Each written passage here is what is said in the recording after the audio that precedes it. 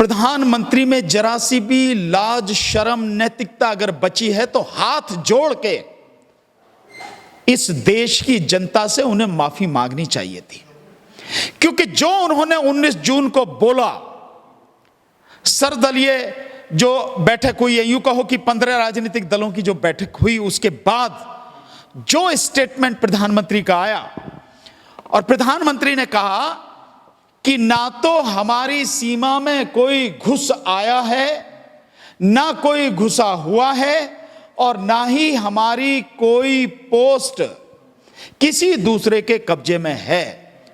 तो बुधवार को रक्षा मंत्रालय की वेबसाइट पर वो जो डॉक्यूमेंट था जो ये कहता है कि चीन ने भारत की सीमा में अतिक्रमण किया, वो प्रधानमंत्री की बात को झूठा साबित करता है। और क्यों? कि इसी डॉक्यूमेंट के कारण, ये जो डॉक्यूमेंट अपलोड किया गया रक्षा मंत्रालय की वेबसाइट पर, इसके कारण प्रधानमंत्री बिल्कुल नंगे हो जाते हैं। उनका झूठ दुनिया के सामने आ जाता है कि उन्होंने देश के साथ में कितना बड़ा झूठ बोला, देश को कितना धोखा दिया और कितनी जानकारियां वो लगातार छुपा रहे हैं, और वो जानकारियां जिनका देश को पता होना बहुत जरूरी है। सरकार अगर ये सोचती हो कि भाई नहीं, इसको रक्षा की वजह से या यूं कहो कि सुरक्षा की दृष्टि से जिन चीजों को नहीं बताया जाता, ये बिल्कुल गलत है। जब पूरा देश, कोई भी नेता हो, ये इस देश की खासियत है, इस देश की ये बहुत बड़ी ताकत है कि सरकार में कोई बैठा हो, लेकिन जब देश पर बात आएगी, देश पर आंच आएगी, तो देश का बच्चा बच्चा, हर कोई, पार्टी, संगठन, सब कोई देश के साथ में खड़े, कोई भी सरकार में हो। तो प्रधानमंत्री को झूठ बोलने की क्या जरूरत पड़ी है? लेकिन दिक्कत यह है कि मैंने बार बार कहा है कि वर्तमान प्रधानमंत्री नरेंद्र मोदी जी की आदत है कि झूठ ही बोलना है, झूठ के अलावा कुछ नहीं बोलना है। झूठ से ही वो यहां तक पहुंचे हैं। केवल डॉक्यूमेंट छुपाने की बात ये नहीं है कि अकेली ये बात हो। जब ये हल्ला मचा, बुधवार को ये डॉक्यूमेंट आया, लोगों ने वेबसाइट पे देखा, डाउनलोड किया और फिर सोशल मीडिया पर उसका हल्ला मचा। उसके बाद में अगले ही दिन वो डॉक्यूमेंट वहां से हटा लिया गया। क्यों? तो अपलोड किया गया, क्यों हटाया गया? ये जो चीजें हैं कि लोगों को गुमराह करना, छुपाना उनसे चीजें, मैं समझता हूं इससे बड़ा झूठ, इससे बड़ा धोखा इस देश की जनता के साथ नहीं होगा। लेकिन नरेंद्र मोदी की तो फितरत ही है। जब नरेंद्र मोदी, आपको शायद ध्यान होगा कि जिस समय ये मुख्यमंत्री थे गुजरात के, इन्होंने वहां से बजट से संबंधित 10 साल के आंकड़े हटा दिए। तो मतलब ये क्या क्या हटा सकते हैं, क्या क्या छुपा सकते हैं। और केवल यही नहीं, इस समय में जिस समय राफेल का मुकदमा चल रहा था, आपको ध्यान होगा यह बात आई कि राफेल की फाइल ही रक्षा मंत्रालय से चोरी हो गई। कैसे चोरी हो गई भाई? ये बात जो एन राम थे उन्होंने बताई कि ये सारी की सारी चीजें उन्होंने डॉक्यूमेंट दिया। द हिंदू अखबार के जो संपादक हैं एन राम साहब, उन्होंने बताई ये सारी चीजें, और सरकार फिर भी उसे मानने को तैयार नहीं कि कैसे फाइल हो जाती हैं। तो इसका मतलब साफ जाहिर है कि भारत के प्रधानमंत्री झूठ बोल रहे हैं। एक झूठ को छुपाने के लिए 100 झूठ, और फिर उनको छुपाने के लिए फिर 1000 झूठ। ये उनकी जो है, उनके खून में शामिल हो गया है। ये है सबसे बड़ी कठिनाई। लेकिन भानु प्रताप जी, अब सवाल ये उठ रहा है कि जितनी जो जनता है वो सवाल पे सवाल लगातार सत्ता में बैठे लोगों से पूछ रही है। वो कह रहे हैं कि जब जब देश भावुक होता है तब तब कोई ऐसी फाइलें गायब हो जाती हैं जो सोचने पर मजबूर कर देती हैं। चाहे वो बात करें मालिया का हो, चाहे वो बात करें राफेल का, चाहे वो बात करें मोदी का, या फिर बात करें चौकसी का। तो जब भी देश भावुक होता है ये फाइलें गायब क्यों होने लग जाती है, ये समझ में नहीं आता। देखिए, जब सच्चाई सामने आनी होती है, जब पता लगी एक चिंगारी भड़की, पता लगी कि ये एक जो फैक्ट था जिसे सरकार छुपा रही थी वो लोगों के सामने आ गए, तो सरकार की टांगें कांपने लगती हैं। क्योंकि झूठ के पैर नहीं होते, झूठ में बल नहीं होता, ताकत नहीं होती झूठ में।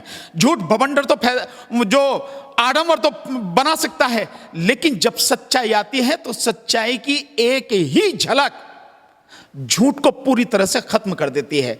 ये झूठ, राफेल फाइल का झूठ, ये कोई भी झूठ जिसे सरकार छुपा रही है, जैसे कि वो बेरोजगारी के आंकड़े छुपाए गए थे, आप सबको मालूम है, इलेक्शन से ठीक पहले जो छुपाए गए थे, ये सारे के सारे इस सरकार की उस नाकामी को उजागर करते हैं जिसके लिए कामयाबी की ढोल पीटते हैं, झूठा ढोल पीटते हैं नरेंद्र मोदी, और कहते हैं ये किया हमने, ये किया, और हल्ला मचाया जाता है। जो आईटी सेल के जो इनके कीड़े हैं वो जो टर मचाते हैं और कहते हैं कि साहब जो नरेंद्र मोदी ने कर दिया वो ऐसा कभी नहीं हुआ, आज तक ऐसा नहीं। ये सब कुछ वो जो चीजें, एक झूठ का एक पूरा महल जो बनाया जाता है जिसमें बाकी सारी चीजें छुप जाएं, वो जब नजर आने लगता है तो महल उनका भरभरा के गिर ना जाए, उसको संभालने के लिए झूठ को छुपाया जाए।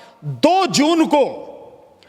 जून को रक्षा मंत्री राजनाथ सिंह ने कहा था कि चीन भारत की सीमा में घुस आया है और बहुत बड़ी संख्या में सैनिक हैं।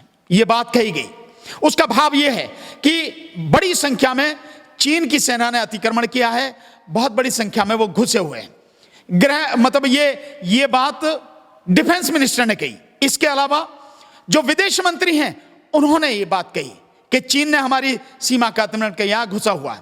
दूसरी बात, एक सामान्य व्यक्ति से एक सवाल ये पूछो आप, हर के मन में यह होगा कि अगर चीन हमारी सीमा में नहीं घुसा हुआ तो हमारे 20 सैनिकों की निर्मम हत्या चीन ने कैसे की, हमारे 20 सैनिक शहीद कैसे हुए, हमारे 10 सैनिकों को जिनमें 4 जो बड़े सीनियर लेफ्टिनेंट कर्नल, वो कर्नल लेवल के जो हमारे ऑफिसर थे, उनको कैसे बंधक बना के रखा, 2-3 दिन बाद कैसे छोड़ा, और कैसे हमारे 76 जवान उसमें घायल हुए अगर चीन नहीं घुसा हुआ तो। दूसरा, प्रधानमंत्री ही ने नहीं माना, बाकी सब ने माना। डिफेंस से जुड़े हुए, रक्षा से जुड़े हुए कितने ही रिटायर्ड ऑफिसर्स हैं, सीनियर ऑफिसर्स हैं, जो पत्रकार भी हैं और अंतर्राष्ट्रीय ख्याति प्राप्त पत्रकार हैं। सैटेलाइट की तस्वीरें हैं जो लगातार बता रही हैं कि किस तरह से गलवान घाटी में उसने चीन ने अतिक्रमण किया, किस तरह से जो हमारा देपसांग का इलाका है उसमें अतिक्रमण किया, वहां तो कम से कम करीब 18 किलोमीटर तक अंदर आ गया। और इसी तरह से जो हमारा पेंगियोंग झील है, आज भी वहां पर फिंगर 4 से लेकर फिंगर 8 तक चीन बैठा हुआ है। टेम्परेरी अपना अस्पताल भी उसने बना लिया, लेकिन प्रधानमंत्री मानने को तैयार नहीं है, शाम के सामने झूठ बोले। और प्रधानमंत्री का झूठ तो यही नंगा हो गया जब उनका अपना सरकार का अपना रक्षा मंत्रालय ही वेबसाइट पर अपलोड कर रहा है और कह रहा है कि चीन घुसा हुआ है, अतिक्रमण उसने किया हमारे उस पर। इसके बाद क्या रहेगा, और उसमें डेट भी दी हुई है, कब की डेट है, 17-18 मई की उसमें डेट दी हुई है। और राहुल गांधी राहुल गांधी मई से ही इस बात को लगातार कह रहे हैं कि भाई चीन जो है हमारे अंदर घुसा हुआ है, सरकार इस विषय पर कोई बात क्यों नहीं करती, कहती क्यों नहीं, लेकिन प्रधानमंत्री ने नहीं।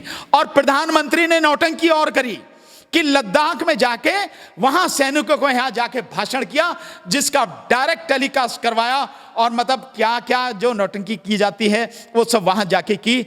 और उसमें भी इतनी पता नहीं क्यों प्रधानमंत्री, अरे भारत हमारा इतना मजबूत, इतना महान देश है, हमारे देश का सैनिक चने खा के लड़ने वाला है, और इतिहास में हमारे सैनिकों की बहादुरी की जो मिसालें हैं वो दर्ज हैं, फिर भी हमारे देश का प्रधानमंत्री डर रहा, चीन का नाम लेने से उसकी टांगे कांप रही हैं।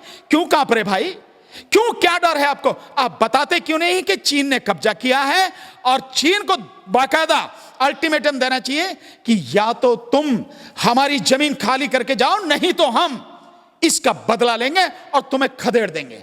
ये करना चाहिए, लेकिन नहीं। और अब ये सारी की सारी चीजें सामने आ रही, एक एक करके आ रही हैं। प्रधानमंत्री का झूठ एक एक करके जनता के सामने आ रहा है। आपको ध्यान होगा टेलीग्राफ ने बहुत प्यारे तरीके से बात कही थी।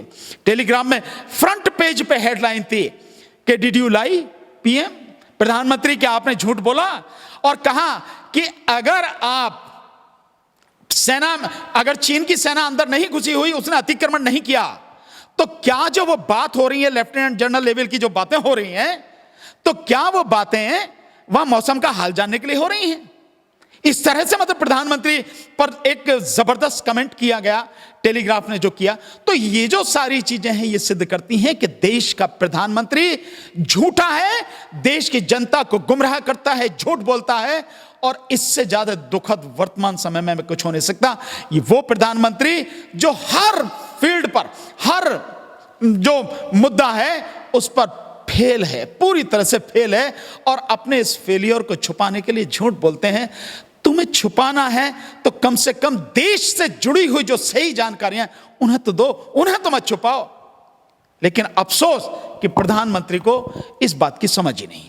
अब सर देखा ये भी जा रहा था कि जब चीन जब अतिक्रमण कर रहा था तो भारत ने काफी आधिकारिक रूप से बातचीत की, काफी दिन तक आधिकारिक रूप से बातचीत भी करी उन लोगों से, लेकिन उसके बावजूद भी चीन पीछे नहीं हटा और आगे बढ़ा। और तो और चीन ने ये तक कह दिया कि अब आप लोग पीछे हट जाइए, यानी कि भारत को बोल रहा है और आंखें दिखा रहा है। तो किस तरीके से ये लोग बातचीत कर रहे थे और इतने दिन तक क्या चल क्या रहा? नहीं, देखिए ये बात आपकी बिल्कुल सही है, और यही मैं कह रहा हूं कि टेलीग्राफ ने भी यही सवाल पूछा था कि मौसम की जानकारी ले रहे थे क्या।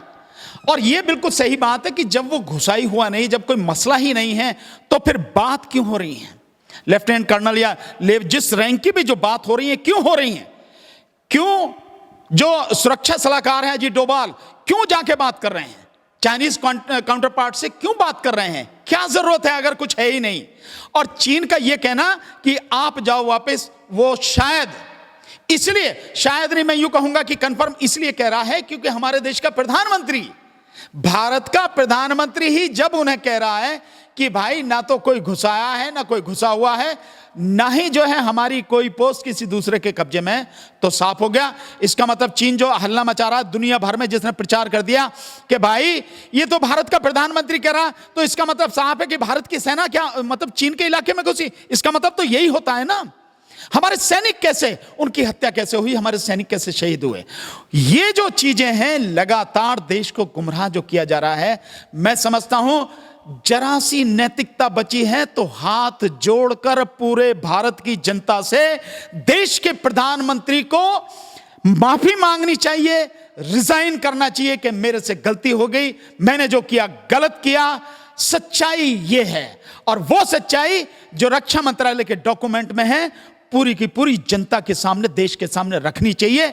मैं समझता हूं तभी शायद प्रधानमंत्री के लिए कुछ अच्छा होगा। जहां देश का मसला है वहां देश के प्रति न केवल प्रधानमंत्री बल्कि पूरा मंत्रिमंडल, पूरी सरकार, हर अधिकारी जिम्मेदार है।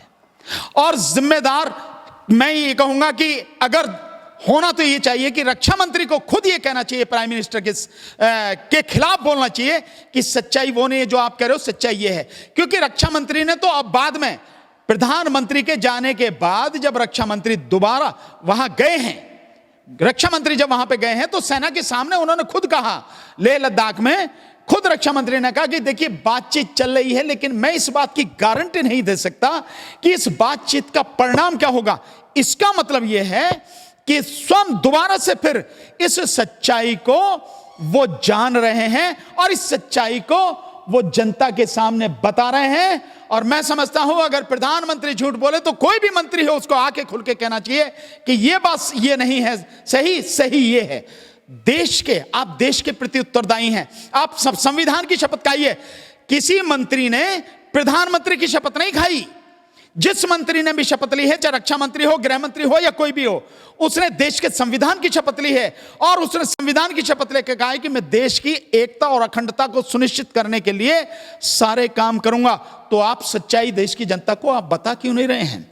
क्यों ये चीजें आ रही हैं बार बार? और अफसोस ये है, या अफसोस कहूं कि एक बड़ी मजेदार बात ये कहूं कि इस प्रधानमंत्री का झूठ खुद इसी की सरकार के लोग, मंत्री या इनके डिपार्टमेंट के लोग, या कागज आज नहीं तो कल, कल नहीं तो परसों, कभी ना कभी खोल ही देते हैं।